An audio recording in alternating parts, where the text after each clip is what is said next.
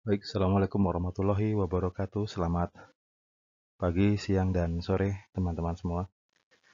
Dalam pertemuan 7 ini, saya akan menjelaskan mengenai salah satu algoritma dari CPU scheduling yang disebut dengan algoritma FCFS atau first come, first serve, gitu ya.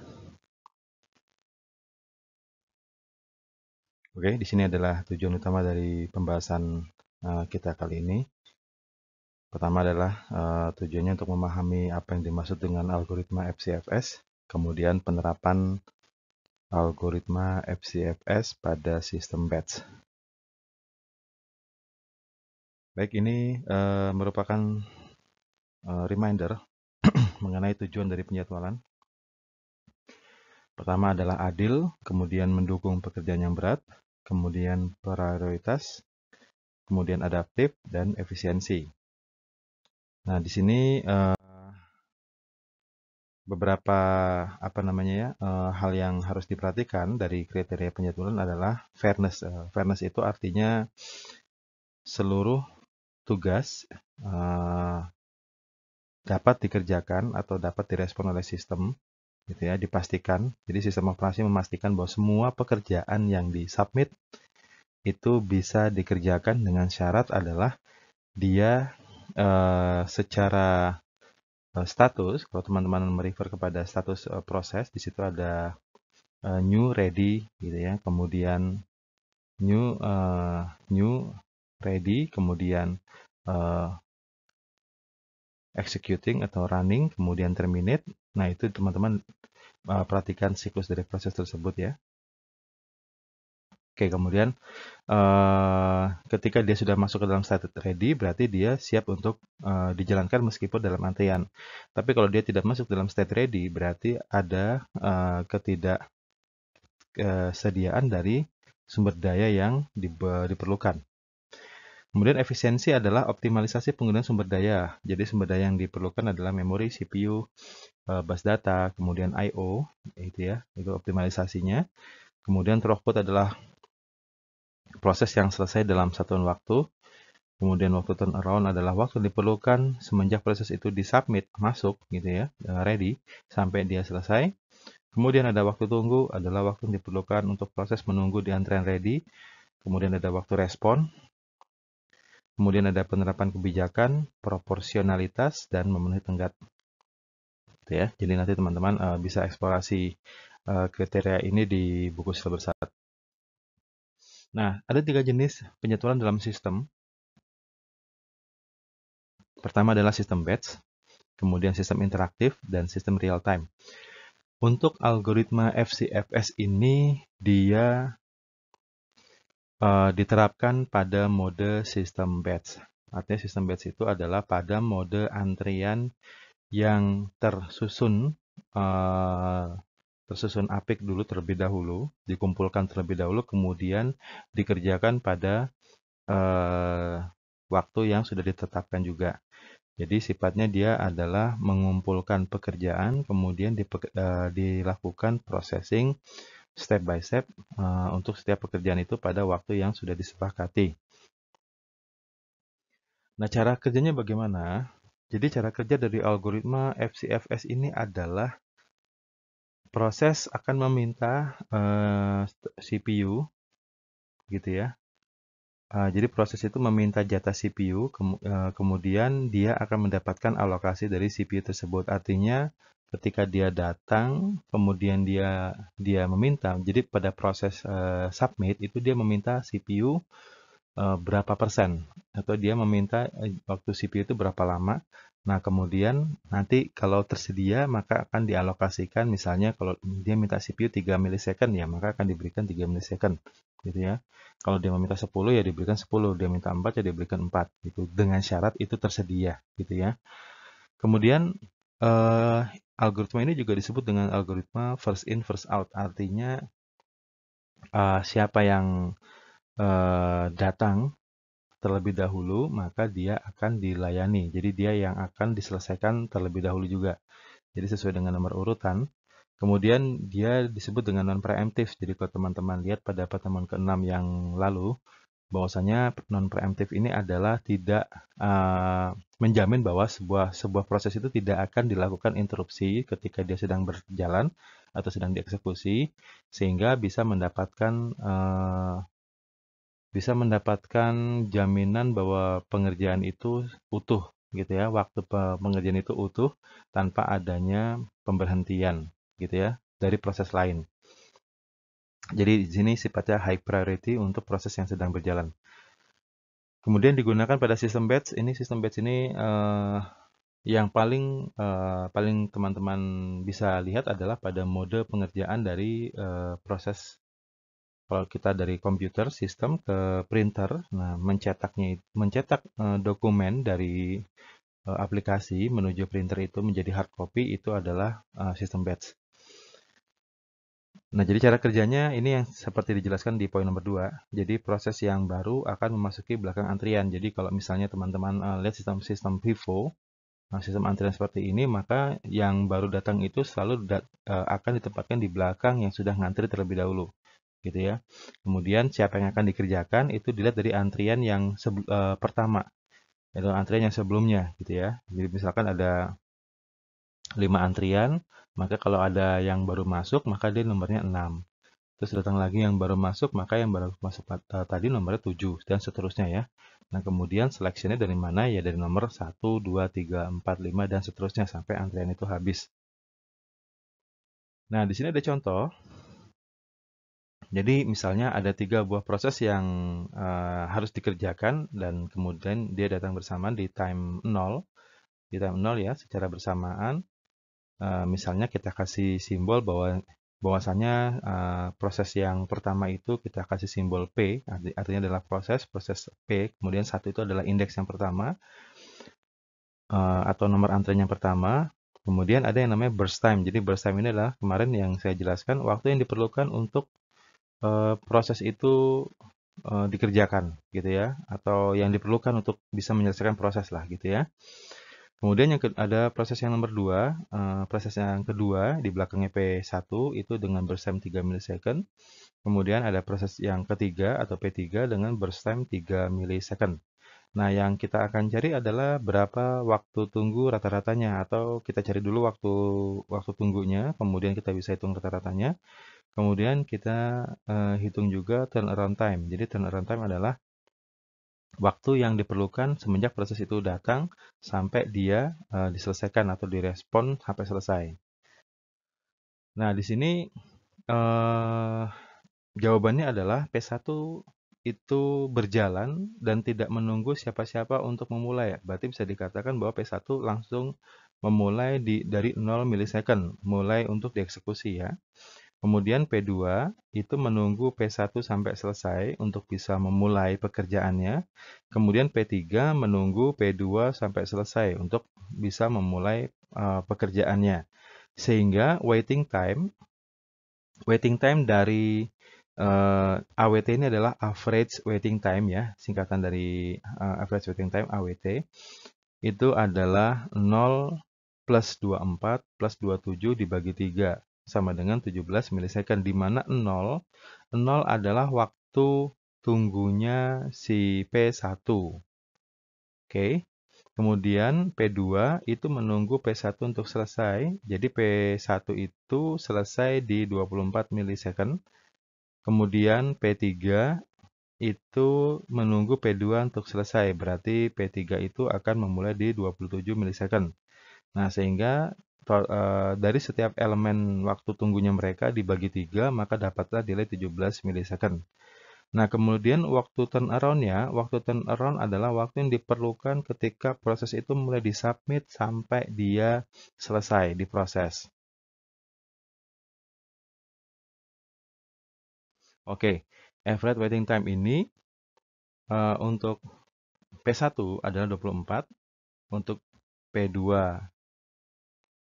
adalah 27, untuk P3 adalah 30, dan kemudian dibagi dengan 3. 3 ini adalah total semua proses yang ada, sehingga nilainya adalah 27 milisecond. Baik, untuk lebih menjelaskan, kita lihat diagram timeline ini ya. Nah, gini. P1 itu mulai duluan, dengan burst time sebanyak 0 sampai 24. Kemudian P2 mulai setelah P1, 3 ya tadi burst time-nya ya, berarti 24 sampai 27. Nah, kemudian P3 itu mulai setelah P2 sebanyak 3 milisecond dari 27 sampai 30. Nah, gitu. Sehingga di sini average waiting time-nya adalah 0, 24, 27. Ya, ini waiting time-nya. Jadi waiting time itu tadi kan sama-sama datang di waktu 0. 0 ya. Di sini waktu 0 itu ada P1, P2 dengan P3. Tapi karena P1 yang datang terlebih dahulu, maka dia yang akan dikerjakan. Oke. Kemudian setelah P1 selesai, baru P2 urutan berikutnya, baru P3 urutan berikutnya. Nah, kemudian ketika ditotal, maka dapatnya adalah 17 milisecond untuk waiting time-nya. Average waiting time-nya 17 milisecond, dan masing-masing waiting time-nya adalah 0, di sini 0, di sini 24, di sini 27. Nah, kemudian average turnaround time-nya di sini adalah mulai dari 0 sampai 24, gitu ya, berarti 24. Kemudian dari 0 sampai 27, gitu ya. Kemudian 30, 0 sampai 30, karena di sini adalah turnaround time ketika mulai disubmit sampai dia selesai. Oke, saya rasa di sini cukup mudah ya dipahami ya. Nah, weakness-nya atau kekurangan dari algoritma ini adalah sangat dimungkinkan untuk terjadi average waiting time yang lama. Jadi average waiting time yang lama ini jika apa namanya ya, jika prosesnya sangat banyak, ya maka akan terjadi waktu tunggu yang besar. Jadi ketika proses itu cukup banyak, maka otomatis akan menimbulkan total waktu antrian atau waktu antrian yang cukup banyak pula, gitu ya. Kemudian terjadinya convoy effect. Jadi convoy effect ini adalah proses yang sedang berjalan ini kan tidak bisa diinterupsi ya. Kemudian proses yang lain itu harus menunggu di belakang-belakangnya, gitu. Jadi sama saja sih sebetulnya ketika kalau diilustrasikan di sini ada sebuah jalan raya atau jalan-jalan lah gitu ya, jalur. Ini hanya satu lajur gitu ya, atau satu jalur lah, satu jalur tidak ada lajurnya. Kemudian ada sebuah kendaraan yang besar yang hampir memenuhi badan jalan. Kemudian katakanlah kendaraan ini mungkin kendaraan yang sifatnya besar sekali, misalkan yang 20 roda ya. Kemudian ada kendaraan-kendaraan kecil seperti motor yang roda 2 atau sedan-sedan yang roda 4 atau mobil yang kecil-kecil gitu ya. Nah, sementara kan kita semua tahu bahwasanya yang namanya truk besar itu kalau berjalan di jalanan yang kecil atau jalan tipikal jalan-jalan yang umum jalan-jalan lingkungan perumahan itu tidak pernah kencang-kencang gitu ya. Nah, sehingga itu akan menyebabkan banyak kendaraan yang mengikuti pola pelannya dia gitu ya. Nah, sehingga bisa terjadi banyak penumpukan di belakang situ gitu ya. Nah, jadi seperti itu convoy effect ya. Nah, ini terjadi karena tidak ada yang non preemptive ini ya. Jadi non preemptive ini juga bukan sebuah kelemahan, tetapi memang karakteristik dari non preemptive adalah tidak bisa melakukan interupsi terhadap proses yang sedang berjalan. Jadi seperti itu. Nah, contoh weakness-nya, sekarang kalau misalnya tadi adalah P1, urutannya adalah P1, P2 dengan P3. Nah, sekarang kalau kita balik, prosesnya yang kita balik, bahwasanya P3 itu yang menempati urutan pertama, P2 yang menempati urutan kedua, P1 yang menempati urutan ketiga, maka hasilnya sangat totally different. Jadi kalau P3 itu kita taruh pada posisi yang pertama kali dieksekusi, antrian yang pertama, itu kita mendapatkan average waiting time-nya 0, memang pasti 0 untuk kasus yang ini. Kemudian P2 itu waiting time-nya adalah 3. Kemudian P1 waiting time-nya adalah 6.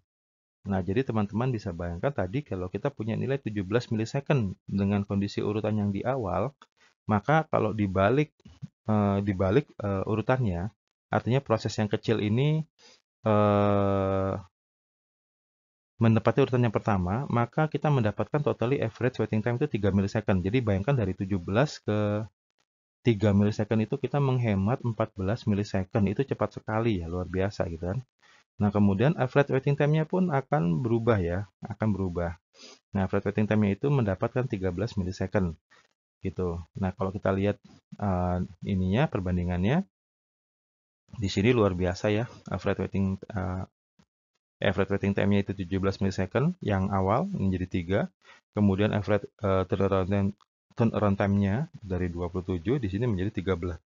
Jadi kita punya waktu yang cukup signifikan, sehingga bisa dikatakan kita bisa mengklaim bahwa jika urutan proses ini seperti ini, seandainya seperti ini urutannya, maka kita bisa mengklaim waktu yang diperlukan untuk mengerjakan setiap proses ini menjadi lebih baik gitu.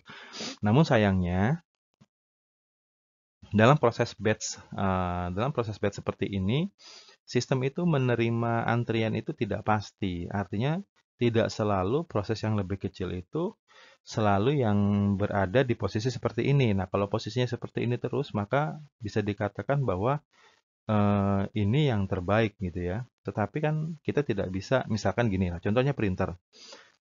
Kita punya file, kita lagi ngetik lah tugas misalnya gitu. Kemudian ada yang sifatnya cuma 1 lembar halaman judul, kemudian ada yang 200 lembar halaman isi gitu ya.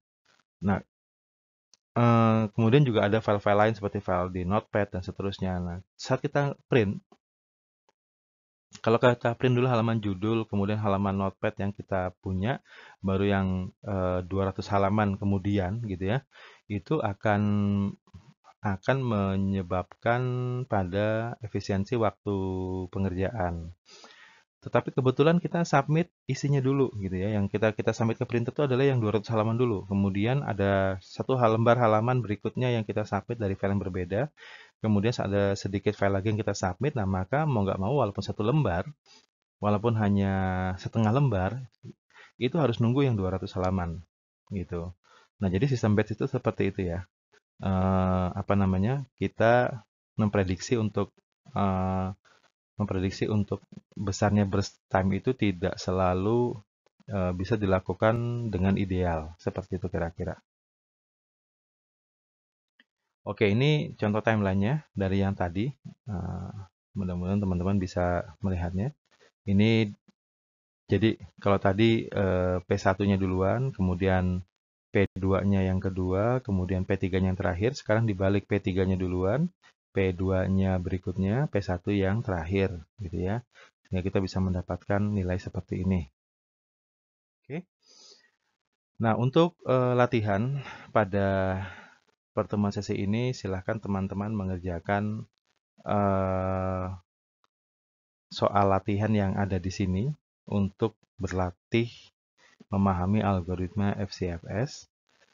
Mudah-mudahan teman-teman bisa mengulang-ulangnya untuk memahami cara kerja algoritma ini, dan nanti hasil hasil latihan teman-teman bisa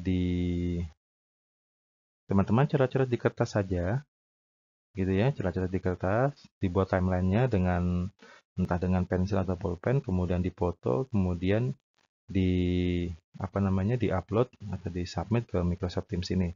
Baik, mungkin terima kasih itu saja dari teman-teman dari saya untuk teman-teman semua. Jika ada pertanyaan terkait dengan penjelasan materi ini, bisa teman-teman submit di kolom conversation ya, supaya tidak hilang ke submitnya. Jangan via WhatsApp atau sejenisnya.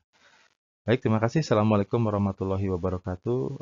Semangat pagi, semangat siang, dan semangat sore.